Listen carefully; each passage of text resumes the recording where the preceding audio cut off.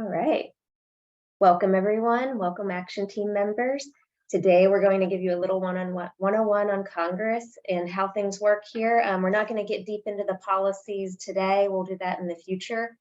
But we wanted to welcome everyone. We're recording this on a beautiful Monday morning out of Washington, D.C. So welcome. Again, my name's Danielle. I'm the Director of Public Policy and Advocacy at the IMF. Been with the IMF for over 5 years. Before that, came from working on Capitol Hill. And I want to introduce my colleagues as well, Jeremy and Grace. I'll let them each give a little bit about themselves, and then we'll kick into the program. Jeremy, go ahead and introduce yourself first. Thanks, Danielle. Welcome, everyone. Again, my name is Jeremy Scott. I'm with CRD Associates. I am a consultant to IMF and work with Danielle. I've been working with the IMF for over 10 years and have been doing advocacy and policy work for well over 20. I hate to say that, but well over 20. So I'll introduce my colleague, Grace. Hi, everyone. My name is Grace Cranstover. I am a Senior Policy Associate at CRD Associates. I have the pleasure of working with Jeremy and Danielle on helping advocate with various issues that we will dive into later, but happy to be here today.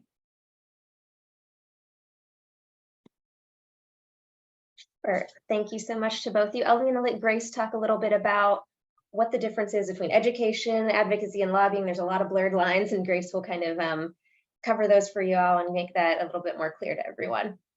Sure, yes. So we thought it would be helpful to distinguish some of these key terms, as there are differences between them. The first that we want to talk about is advocacy, which is essentially arguing for a cause. This means working to change the environment a bit around a social, political, medical issue. We do a lot of advocacy on behalf of you and patients like you with multiple myeloma, as well as the loved ones that may care for you. We also do a lot of education, which is essentially providing basic factual information, educating lawmakers about an issue and what the key facts of that issue are. And finally, we want to distinguish lobbying, which is very legislative based. It is influencing public officials to take a position for or against a piece of legislation, and that is making that specific ask. Lobbying is advocacy, but not all advocacy is lobbying. Because again, if you are not asking a legislator to take a position on a piece of legislation, you are simply doing advocacy. You may be doing education as part of that advocacy. So lobbying is overall a part of the advocacy umbrella. Exactly, we do everything. And we're going to kind of go into what are the basics of Congress. I'll talk a little bit about it and then pass it off to one of my colleagues to kind of get more deep in the weeds. Most of you will know a lot of these things already, so we're going to start with the absolute basics. You can skip past some of these if you already know this. Some of it's schoolhouse rock stuff, but we wanted to just cover it just so that everyone had a refresher. As you know, there's two chambers of Congress.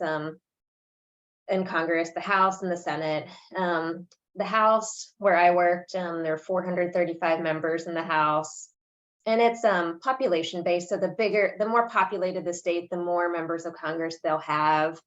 And that's every 2 years, there will be elections there. So the House can be kind of an interesting place because it's very focused on getting that next election, making sure they stay in power. That's a very cynical look, I suppose, but there's local district representation. The Senate, represents the entire state, 2 senators per state, and there's every 6 years instead of every 2. So it's a little bit less, campaign. It's more slow rolled. The staff, there's kind of the House or the peasants. Jeremy is our Senate. Yeah, they're fancy over in the Senate. That's called the upper chamber. Exactly. Exactly. But both have, legislation can be introduced in both. They work together. They sometimes work against each other. It's always interesting. And I think even also important to highlight the balance of power. And that's can be different every Congress. So in the 118th Congress, this is what we have right now. We have members of the House, members of the Senate, and those margins are really close, you'll notice. It's just even Democrats control the majority in the Senate, no change in leadership there. Republicans control the House. Again, we'll talk a little bit more about why this is important later on, but having close margins can make it a little bit tough to pass legislation. In the balance of power, it's also important to highlight who the leadership is. In the Senate, we have Senator Chuck Schumer leading on the Democrat side, Senator Mitch McConnell, Republican minority leader. In the House, we have Rep. Kevin McCarthy, who's the Speaker of the House, and Rep. Hakeem Jeffries. He is the minority speaker, the minority leader of the House. So basically, since the Republicans took the majority in the House, Speaker McCarthy was elected Speaker after a really long negotiation with his party members. Since I've been working in Congress and with Congress, I've never seen anything like this before. There were 15 speaker votes. Seemed to take forever. This is things we haven't seen since the Civil War, basically. And to acquire the speakership, McCarthy had to make some concessions to the conservative wing of his party. And it's going to affect basically everything. It's already affected everything, his tenure, greatly, and it will continue to do so. So that's something really important to pay attention to. On the Democrat side, I think the most important thing to highlight is that former Speaker Nancy Pelosi stepped down from her leadership position after 20 years in leadership roles. So the change of leadership is really interesting on the House side. The Senate has had some continuity there, just flipping Republicans in charge, Democrats in charge. It's been a little bit more stable over there, but on the House side, it's really an interesting time. And just as a little congressional term that people in Washington say, these leaders are known as the four corners of Congress. And I'm going to hand this over to Grace now just to talk a little bit more about what Congress does and the legislative process, a little bit more of the nitty gritty and the important roles of what goes on here. Sure, thanks, Danielle. So a little bit about what Congress does. Overall, ultimately, they have one very important role, which is funding the government. They have the power of the purse, and by funding the government and passing bills that fund the government, they support all functions of government year-round. They also enact policy measures that may change, modify, etc., existing laws and programs, or they may pass new laws to create new programs and requirements. Overall, they also may block action, stop changes, stop modifications from being made to existing laws. So overall, they are the legislating body in the government. And ultimately, they are focused on funding the government. I'll now pass it over to Jeremy, who will talk a little bit more about the details of how this all happens. Thanks, Grace. Yeah, so this next slide is going to illustrate the key committees, key congressional committees that primarily IMF is focused on. Sort of as Grace said, you know, by and large, the role of Congress is really to fund the 12 appropriations bills, and so obviously we are very focused on the appropriations committees, both in the House and Senate, and then each committee has various subcommittees, which also work underneath the overall committee. And so the subcommittee that has jurisdiction over sort of all of our healthcare, whether it be National Cancer Institute, the Centers for Disease Control Prevention, those sorts of programs and institutes fall under the House or Senate Labor, Health, and Human Services Bill or subcommittee. And so you'll see that on this slide, both the House and Senate have that same committee. And then in the House, you'll see we have the Energy and Commerce, and then you see in parentheticals the Health Subcommittee.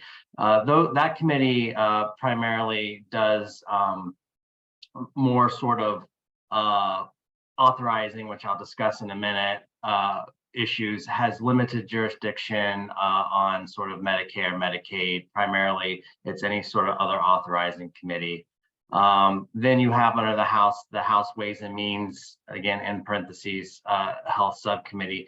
This committee primarily does Medicare, Medicaid, and then the two committees on the Senate side, which sort of follow same suit. The Health, Education, Labor, and Pensions Committee would primarily serve similarly as the Energy and Commerce Committee, doing sort of more authorizing healthcare programs, non sort of Medicare, Medicaid.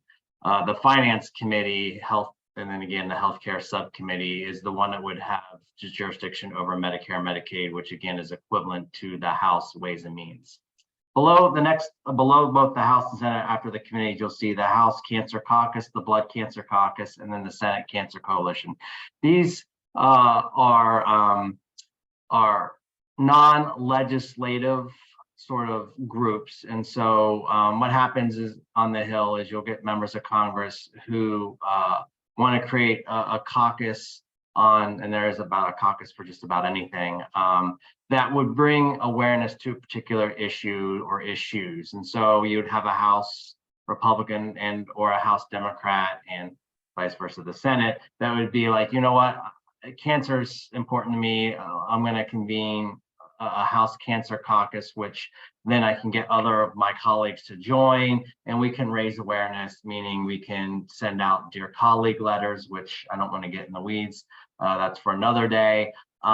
They can do briefings to highlight particular issues or particular cancers. And so again, the key here is that these are awareness sort of driven and non-legislative. They do not have the power to legislate. They do not hold hearings. They do not move legislation. So this next slide, I'd like to talk about the two types of federal legislation. We have authorization and appropriations. And Grace sort of alluded to this earlier. Authorization, the first sort of column, are where Congress creates, expands, changes federal law or programs to a program. So for example, if we wanted to create a program at the Centers for Disease and Control and Prevention for multiple myeloma, we would ask Congress to do that and they'd have to create a program. So that's creating a program. It authorizes Congress to spend money, but doesn't actually allocate the money. It's usually specified, there's a specified time frame. Usually authorizations of new programs can be anywhere from 3 to 5 years. After the 3 to 5 years, it sunsets, and then it would need to be reauthorized. Congress would have to reauthorize or extend that program. The second column is related to appropriations, where Congress does this, as Grace said, there's 12 appropriations bills. They have to do it annually. And what the appropriations does is it actually allocates money that Congress has prioritized for those programs. Those programs that Congress allocates money to are either authorized or they're not authorized. Congress can bypass the authorization and say, I want to create a program on X, Y, and Z, and I'm just going to allocate the money within the appropriations process. The appropriations process has to be done annually. It's an annual process. They have to do it.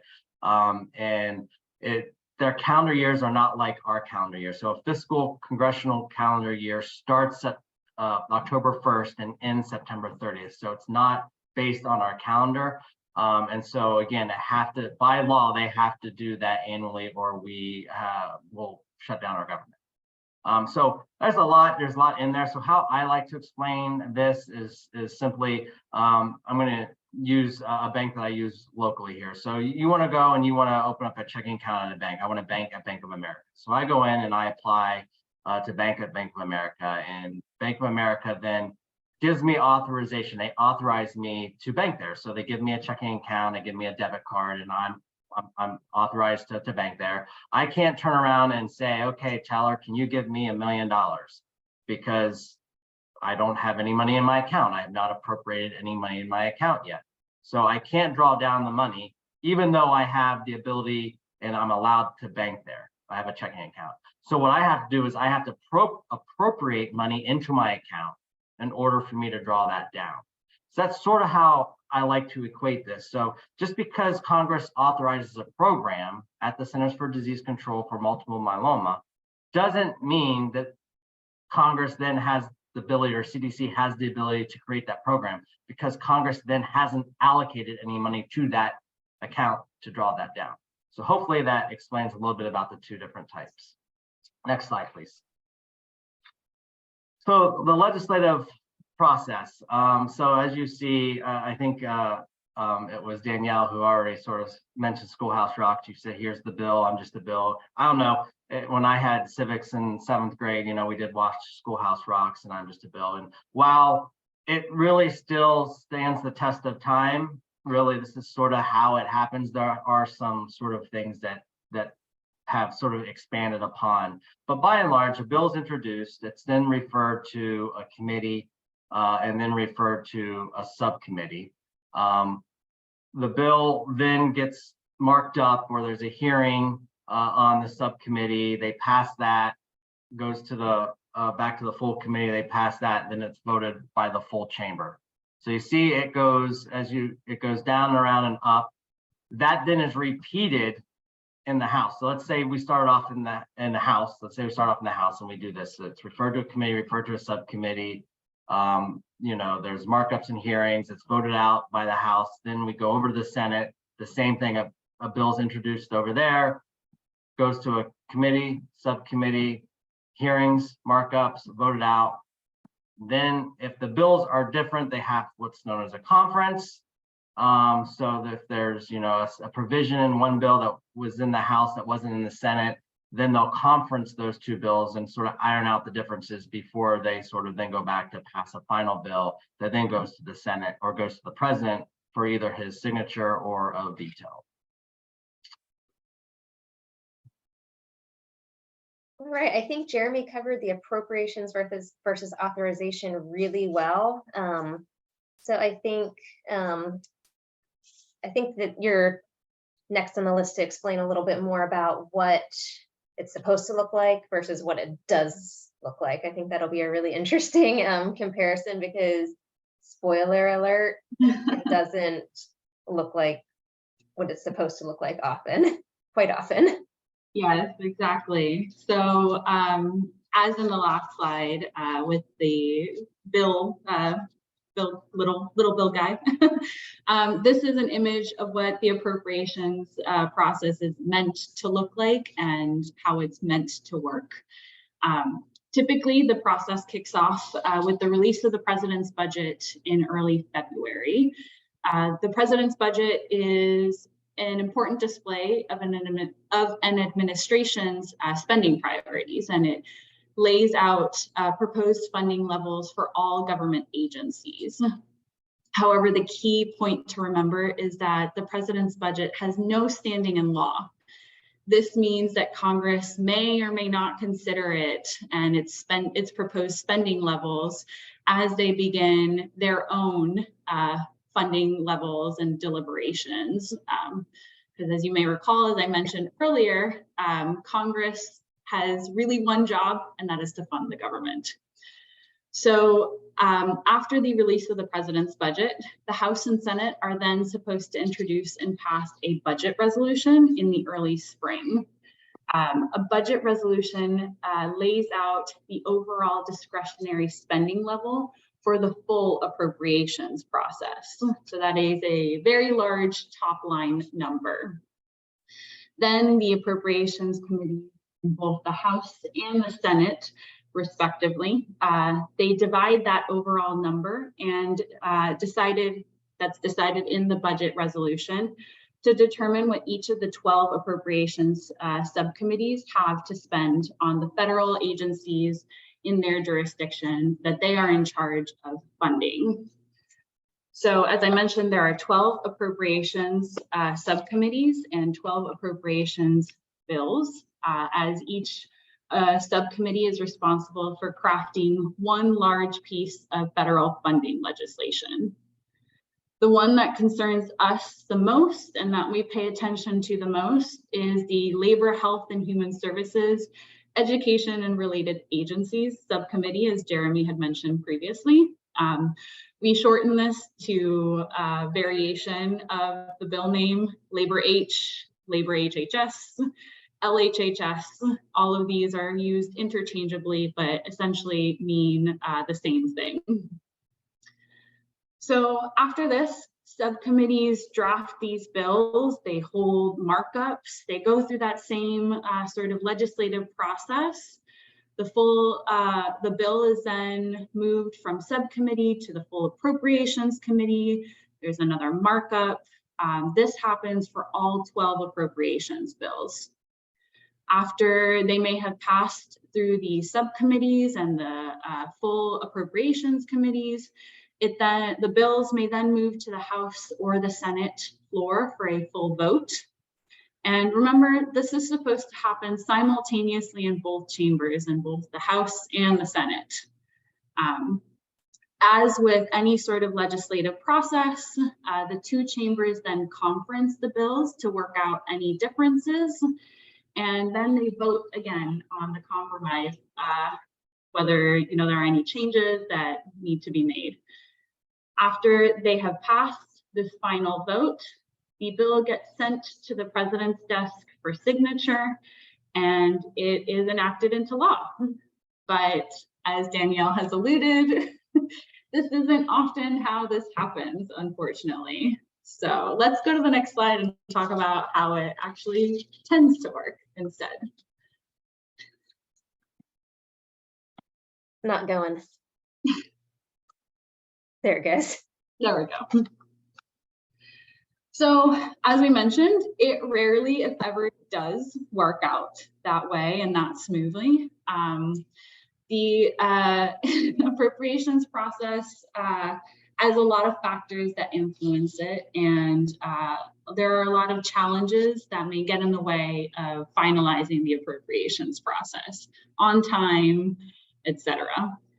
Congress often has to extend their own deadlines for government funding. So again, the end of the fiscal year is September 30th. And so in order to avoid a government shutdown, they will often pass continuing resolutions, which you may also hear them referred to as CRs. So if they fail to come to an agreement by the end of September 30th and they need more time, they pass a CR, and often in the last couple of years, they have actually wrapped up the appropriations process by the end of the calendar year, so by December, versus end of the fiscal year, which is end of September. So often, a committee may start their work on time, but finding common ground and putting this federal funding puzzle together always proves difficult. As Danielle mentioned in previous slides, these razor-thin margins that we have in both chambers can contribute to that difficulty. And in recent years, the House has been successful in moving spending bills through the committee process and advancing some even to the House floor, but not all of them. They may be successful with some, but not all. But you need to have all 12 pass. In the Senate Appropriations Committee has gotten no further sometimes these last couple of years than drafting the bills.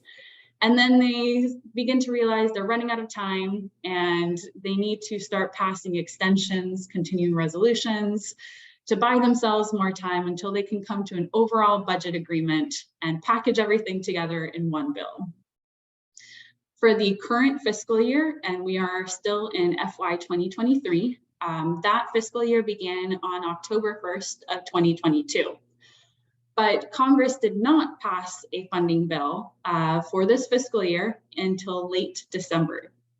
So again, they were able to come to an agreement after passing several continuing resolutions, buying themselves more time. And this kept the government funded. It did not result in a government shutdown, but there was flat funding. Everything was kept at previous year's levels. This year, the president was late in releasing his FY 2024 budget proposal. It did not come out until March 9th, which is almost a full month after which it was supposed to be released. And this has truncated the process for this year.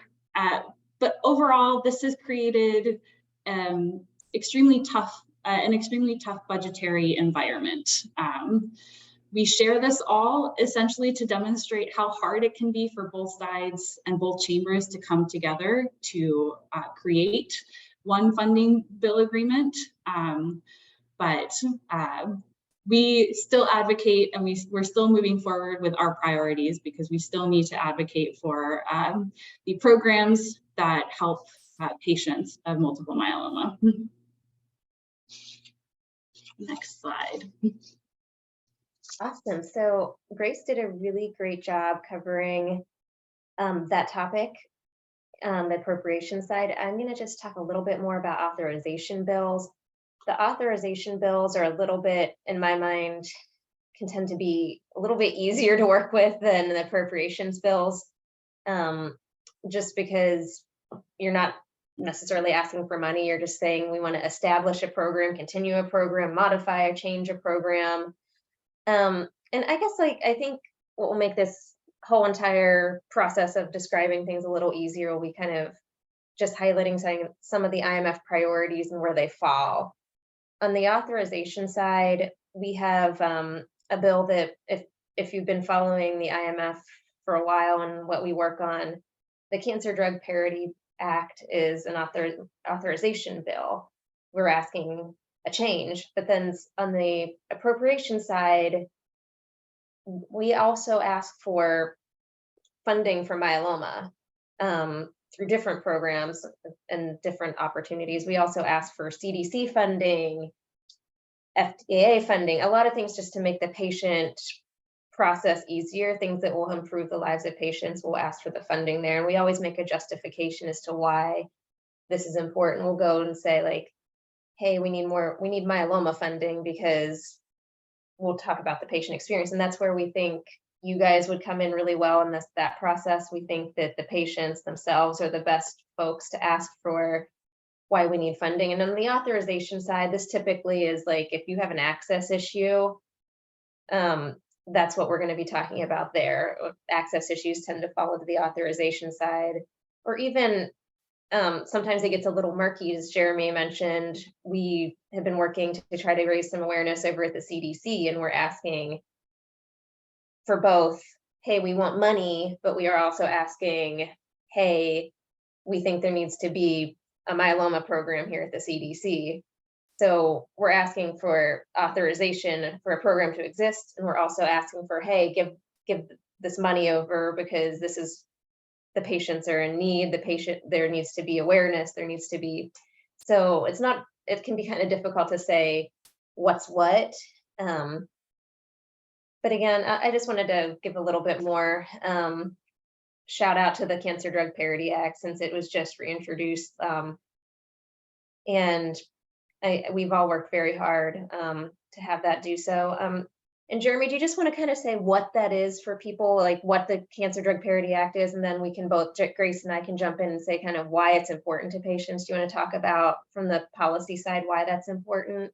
Yeah, yeah, thanks, Danielle. So the Cancer Drug Parity Act has been something, as Danielle said, we've been working on for a better part of a decade, and the drug in essence would allow for parity between those that are on IV chemotherapy or anti-cancer drugs and orals. So as you all well know, when you're on an IV chemotherapy that's on your medical benefit, when you go into the infusion center, if like many of you are on maybe combination therapy where you're taking both an IV and an oral, that oral anti-cancer drug is on your prescription drug, which, as you well know, is not a copay, it's a co-insurance. So percentage of the total cost of the drug per month, which for a lot of people is not sustainable for a long period of use. And so what we're trying to do is we're trying to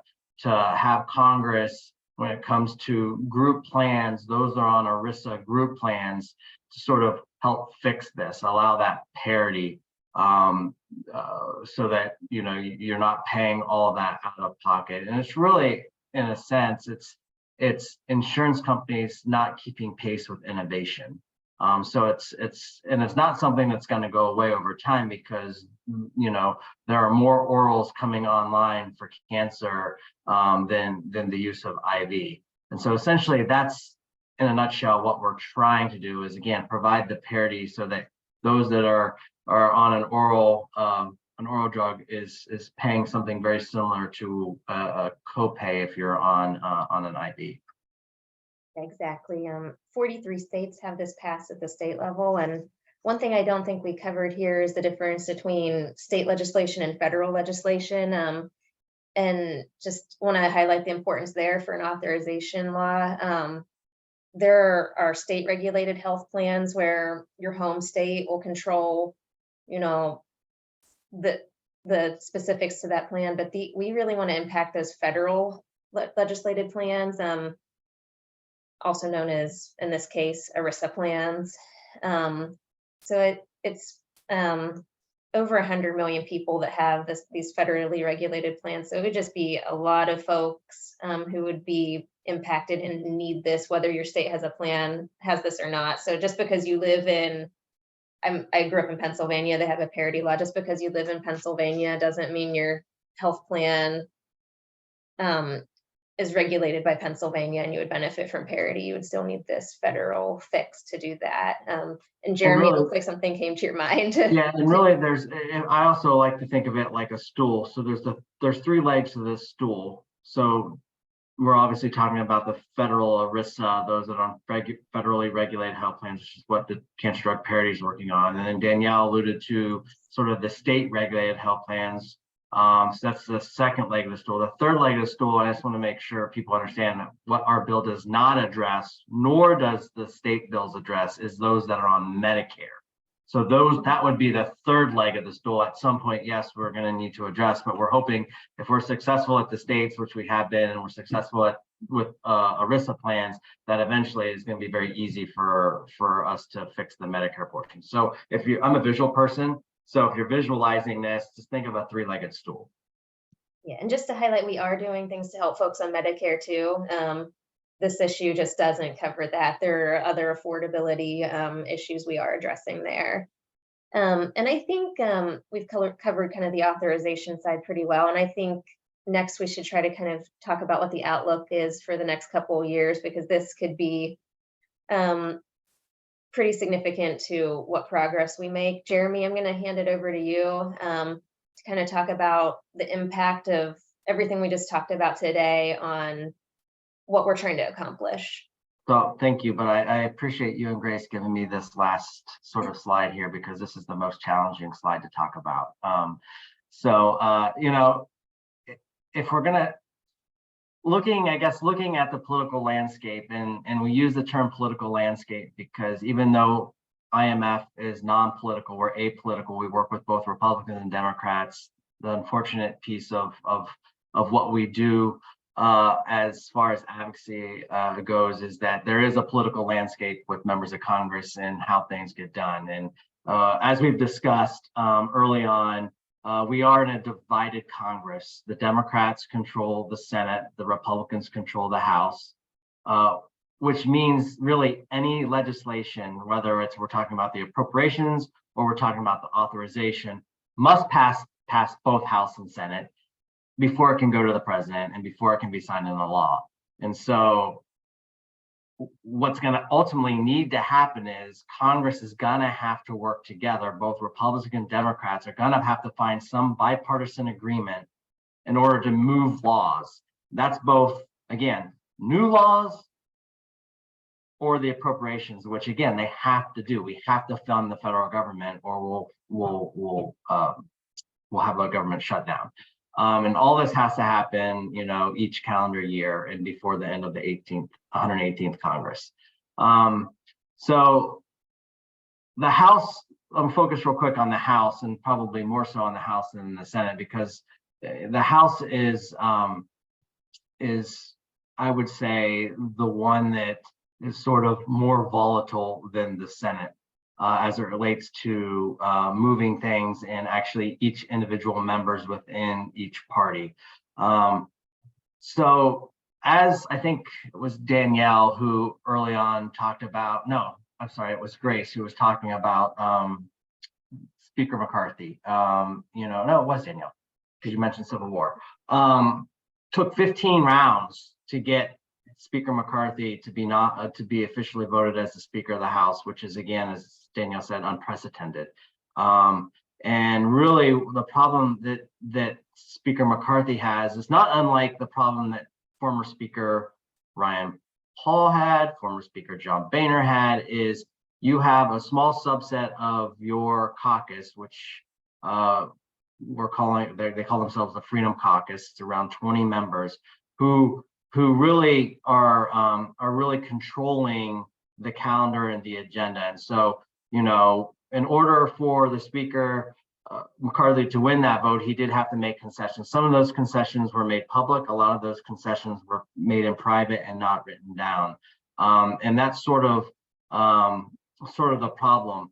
One of the biggest things that he agreed to was that McCarthy agreed to allow a motion to vacate the chair, which what this means is one single member can recommend that they vote to remove Speaker McCarthy, where in the past it was a larger number. So only one person. So if you have 20 people who are sort of your ranker members who don't want to go along, it only takes one of them to call for a vacate of the chair, which means they're going to try to remove the Speaker. So the Speaker has to walk a very fine line, both to appease the moderates Republicans in his caucus, but also the small 20 who have a lot of power and can cause problems. So I'll give you a quick example of this sort of perilous sort of way that Speaker McCarthy has to go. So you may have heard that that we had this sort of debt limit. We were, going to default on our debt.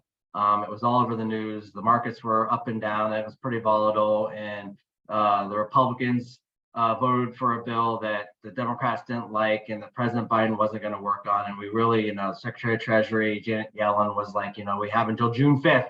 After June 5th, we're going to default. We as a country, as a nation, have never in our 200 plus years have ever defaulted. And so it was, sort of make or break time. What the Republicans in the House wanted to do is they wanted to tie the appropriations process, the funding levels, which we've talked about through this 45-minute presentation, to the debt limit, which are really two separate things. But because the Republican wanted to tie the debt limit to funding, caused a whole sort of issues related to how this is going to move forward. So Speaker McCarthy, the president, got together. They struck a deal. It was a deal that a lot of the Republicans didn't like, a lot of the Democrats didn't like, but it was sort of the best of both worlds. So we, got the debt deal. We didn't default. We're going to be good for another 2 years on that. And they sort of still tied our appropriations process to the debt deal, but it wasn't sort of cutting all the programs, which we thought. Good. Well, 2 weeks later, those 20 Republican Freedom Caucus members basically told Speaker McCarthy that deal was not made in good faith. You lied to us. Those weren't the deals we made in order to make you Speaker. You have to fix it or else. And the or else is we will remove you as Speaker. And so now what McCarthy has done is he's now gone back on a lot of what was in that deal to appease this sort of small group within his caucus. I illustrate this because this is sort of what's going to happen throughout this next year and a half, is every time we need to try to make a bipartisan deal, and that's the only way to get anything done, either vis-a-vis authorization or approps, McCarthy's going to have to strike a deal with the Democrats. In the end, are those deals going to be sufficient enough to appease these 20 radical Freedom Caucus members who are sort of controlling the House? So, you know, at the end of the day, you know, we have to move, they have to move things forward, but at the peril of these small subset of members. And again, going back to the beginning of this presentation, you know, when we're talking about the House, every 2 years they're up for election, right? So we're also going up to our next election. You got moderates and conservative, both on the House, both Democrats and Republicans who are up, and they really need to go back and show their voters, i.e. you, their constituents, what they've been able to achieve and why you should vote them back in there. And so it's really going to be a very interesting next year and a half as to actually see what we're able to achieve, both from an authorization and an appropriations. I will say, as bleak as I kind of probably made that sound, they have been able to agree on certain things, meaning of the other 11 appropriations bills or non-healthcare related issues. Healthcare always seems to be the sticky wicket. It seems to be the last bill that leaves the station, the last train that leaves the station as it relates to the appropriations. And adding new programs is going to cost money. So healthcare always seems to be sort of the problem child. And how both House Republicans and the Democratic Senate achieve sort of a bipartisan platform to move some of these forward is going to be interesting, but they have shown that they are able and willing to do that. It's just a matter of how much power these 20 holdout members are going to have. I don't know, Danielle, Grace, if you wanted to add. Yeah, I think you really highlighted the landscape really well. I think summarizing it's going to be hard. That said, we really don't think the outlook, well, it's not like sunshiny and awesome and rainbows. Advocacy is still going to be what moves the needle. We as advocates put a personal face on these programs and show why they're important. We help highlight the priorities, and really, I think being on both sides of it, the person making the ask and saying like, hey, this is what we want, and then being the person on the other side of the table from the staff perspective, it's the stories that make a difference. Somebody can come to you, the congressional staff, with all the tables, numbers, stats in the world, unless you know it's impacting somebody back home, and boy, is it hard for them. And I have the chance to help them fix this. Things aren't going to change. We are the people that are going to make it change. So just to sum it up, if they say in Washington, if you're not at the table, you're on the menu. Basically, if you're not here to advocate for your priority, your program could get sliced up or ended or not even receive any tiny bit of attention when Congress is looking to make cuts or make change. And if we're not there in the conversation, we're not heard. So really, your stories and the work that you're doing and committing to do as an advocate are really what's going to move the needle and what's important here. Jeremy, Grace, I don't know if either of you have any final parting words to kind of just say it's not as bad as it looks. Like, we have the opportunity to change, and even though the change is going to be incremental this time around, we still have that voice. But I want to toss it to you guys to give your parting words too. It's not as bad as it sounds. And I think Danielle is correct. If you're not up there advocating, then you're not going to be in anything. So even in the darkest and bleakest of times, that's the most important time to be up there.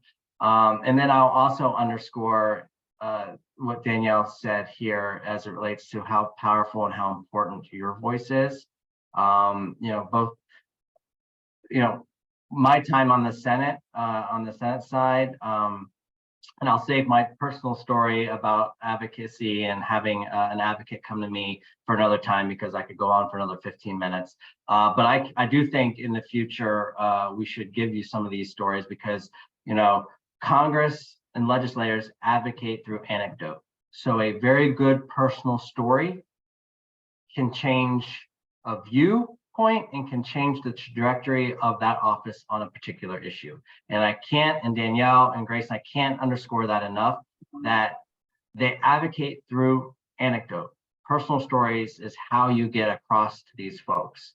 And again, in the future, I know Danielle has some as well for her time. Grace, you probably do as well, about how a good advocate's story turned a position. So I want to leave you with that and think about that as we move forward. Grace?